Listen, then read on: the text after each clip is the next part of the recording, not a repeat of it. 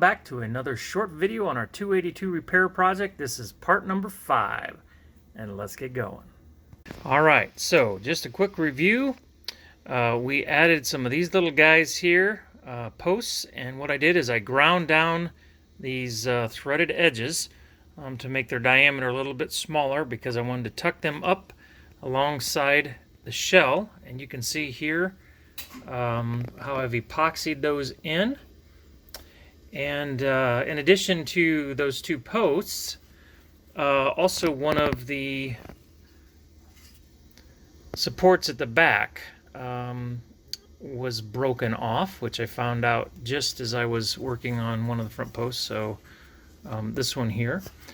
But one of the things that's important is to keep things as level as possible. It's real close to perfect. I'm talking about the posts in front. These ones at back are just a little bit twisted, but again, there's a tiny bit of play sides of the engine, so it fits fine. The other thing I did is this little piece here had been broken off again in handling, and I could just use epoxy behind that, but I decided to put a little bit of brass behind that here, just to strengthen that up a little bit, so that brass is epoxied behind that plastic, so it's going to be stronger than what it was.